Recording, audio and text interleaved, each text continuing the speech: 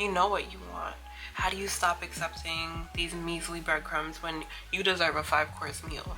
Hey everyone, welcome back to my channel. If you've ever wondered if someone is truly into you or if they're just doing the bare minimum to keep you around, this video is just for you. Today we're going to be breaking down what it looks like and feels like to be receiving breadcrumbs versus actual true effort, genuine effort. We're going to break down the difference between breadcrumbs and actual real effort so that we can start standing on our worth and receiving what we deserve. So what are breadcrumbs? I know we've probably all experienced it, and if you clicked on this video you know exactly what it is, but if you don't, it's those small inconsistent actions where someone is doing just enough to keep you around. You know, maybe they didn't text you for 3-4 days and then you get that text and it's like, oh my gosh, like he's still interested, oh she's still, you know, wanting to talk to me, like that person is still there. You know, those small inconsistent actions. Maybe they take you out to dinner one night, you don't hear from them for 3 months, and then they're back trying to talk to you again. And it could even happen on a daily basis where maybe someone texts you good morning, good night, how was your day? And that is just like, you know, bare minimum. Like, where's the call? Where's the FaceTime? You know, why aren't you checking in on me on a deeper level? Like, oh, yesterday you said that work was a lot for you. How is today going for you? You know, those deeper, more, you know, empathic messages and actions from someone are so important. So breadcrumbing is really just like someone texting, hey, what you doing? You know, hey, WYD. Super simple, super basic. Like, they're not really taking that time to be fully present with you. They love bomb you and then completely disappear. They're only available when they want to be available. But if you reach out to them, you know, they're nowhere to be found. And this big one, they only give attention when you pull back. How manipulative. And all of this is actually emotionally manipulative. It all creates hope. Breadcrumbing is a way to create hope for the future and for someone to just remain a little bit, you know, just enough interested in you and invested for you to believe that there can be more that will come from it. So let's talk about what real effort looks like. Hopefully you've experienced real effort as well as, you know, these annoying breadcrumbs. But real effort looks like someone actually reaching out to you to plan things and figure out when you're both free, not just when it's convenient for them. They follow through. There's consistent communication. There's no ridiculous gap in the communication, and I'm not talking about 3-4 hours, I'm talking about 3-4 days. You know, this person is consistent with you. Yeah, you both may work a job, but they check in with you and they check to see if you're doing okay, see you know, when you're able to meet up, and follow through on it. They'll ask you about your day, your mood, your feelings, what's been going on, and show actual investment in just how you're doing. And most importantly, you don't feel confused. There's no chaotic, you know, pulling back and pulling in with this person. You feel at peace and you know that this person is genuinely interested in you. Real effort feels safe, but breadcrumbs feel like anxiety. So you might be asking yourself, why do you ever settle for breadcrumbs when real effort feels so good, feels so peaceful, comfortable, and just grounding? The truth is that trauma bonds and attachment play a role. You know, you might be used to someone abandoning you, whether it's your father, your mother, you know, friends in your life.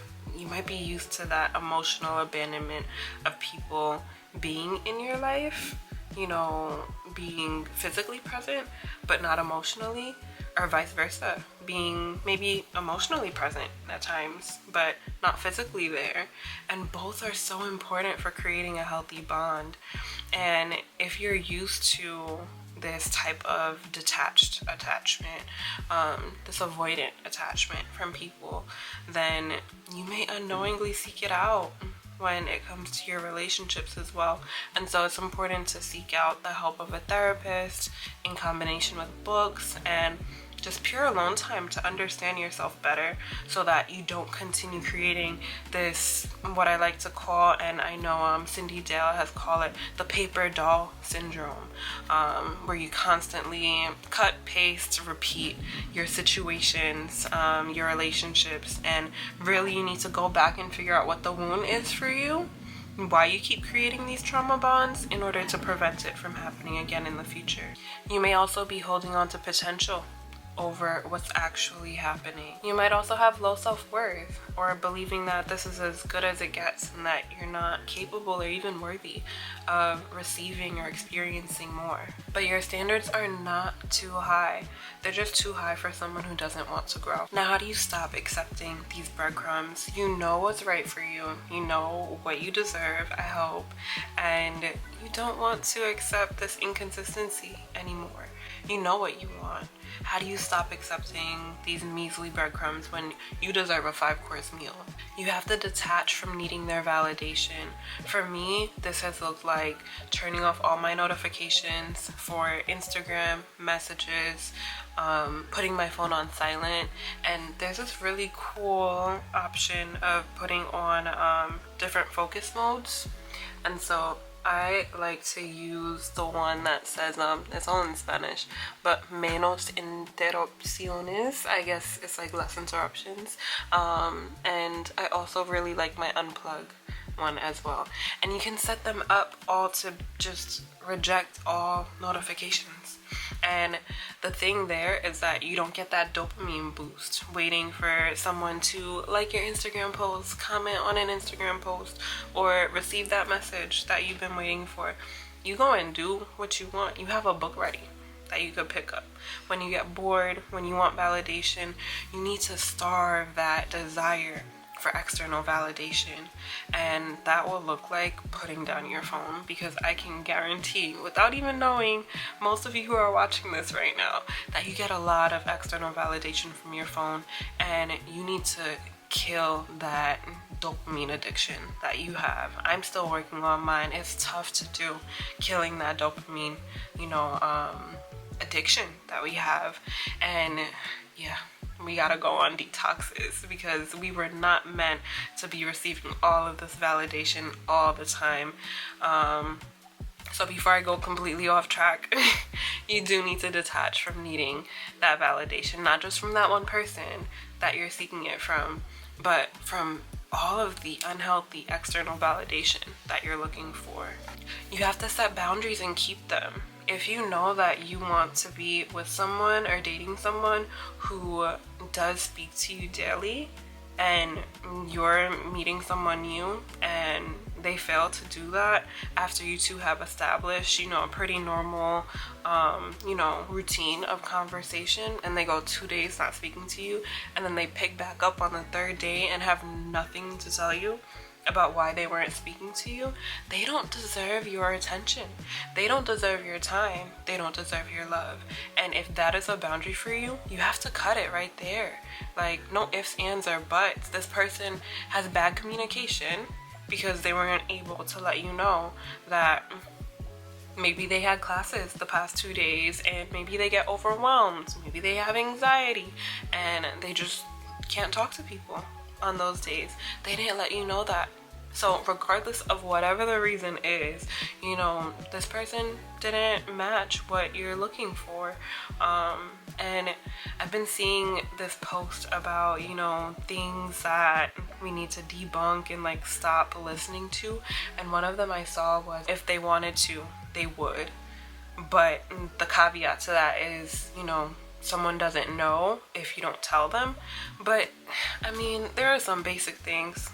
There are some super basic things that you do not need to ask from people, and this is one of them. If you want consistent communication and that person doesn't do it, then that's not in them. They'll find somebody who likes inconsistent communication, and maybe that's their thing, but that's not for you. And whatever other boundaries you might have, you need to set them and stick to them. Cut things off as soon as you realize that you're not receiving what you would like. And if you do want to give that person a shot, I would say just one more chance, to really see, because communication is important with certain things when it comes to boundaries. But some boundaries are just, I think, some boundaries people should just know. But if you do want to communicate about it and then check, I understand. But you could save yourself so much pain and hurt by just cutting that thing off. So yeah, notice, are you chasing what feels familiar over what feels healthy? This goes back to trauma bonding, attachment patterns, attachment styles. If you're used to an avoidant attachment type, then when you meet someone, you gotta check in with yourself. Check in to see, is this person familiar to me, or are they healthy? And it's really important that they be the latter, that they're healthy for you. I want you to then replace hope with clarity. You don't want to chase hope. You don't want to always be hoping. You want that person to provide clarity for you. Like I said earlier, if they go 2 days not speaking to you and they come back on that third day, you know, you're just talking to them, getting to know them, you know. But if they come back and tell you, hey, I'm so sorry, like these past 2 days have just been super busy for me, but you know, I did want to talk to you and I want to call you, you know, tonight if you're available.